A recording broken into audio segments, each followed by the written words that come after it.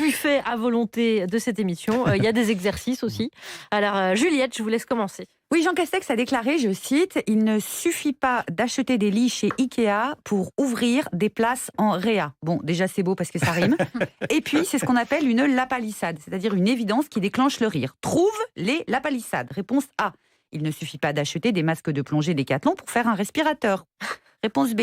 Il ne suffit pas d'enfiler un sac poubelle pour faire une surblouse. Réponse C. Il ne suffit pas de... Je suis obligée de la lire. Il ne suffit pas de s'appeler Carla Bruni pour entrer dans la playlist France Inter. Réponse D. Il ne suffit pas d'avoir un costume et des petites lunettes pour être Premier ministre. Ah. Je pense qu'il y a plusieurs bonnes réponses. Ah oui, c'est pas. déjà 4 mois au moins. Alors, vous savez que Barbara Pompili va participer à l'émission Top Chef sur M6. C'est pas la première fois, loin de là, qu'un politique participe à une émission de divertissement. Alors, parmi les émissions suivantes, lesquelles ont déjà eu lieu avec un politique ? Petit A, Gérald Darmanin a participé à Recherche appartement ou maison. Petit B, Roselyne Bachelot a participé aux Reines du shopping. Généralement, quand ça arrive pas, c'est bon signe. C'est qu'on est gêné. Mais elle fait de la politique, cette personne. Petit C, Olivier Faure a participé à Patron Incognito.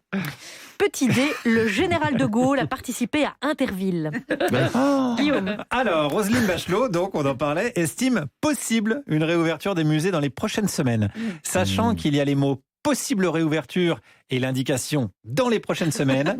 De quelle figure de style s'agit-il ? Réponse A, du foutage de gueule. Réponse B, d'une castex. C'est une figure de style qui permet de parler plusieurs heures sans rien dire. C'est assez formidable.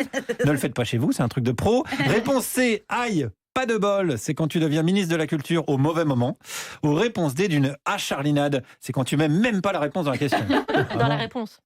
Oui, la réponse dans la réponse, Bah oui. oui. Oui, effectivement, j'avais mal lu. Alors, si en plus je lis mal les exercices, déjà qu'ils sont compliqués. Ah là là là. Bon, bah, c'est pas D, répondez pas D. C'est mieux de la lire avant, une petite fois. Mais c'est un petit conseil que je donne aux gens qui font de la radio. Ouais, c'est vrai que celle-là, je l'avais pas vu venir, celle-là.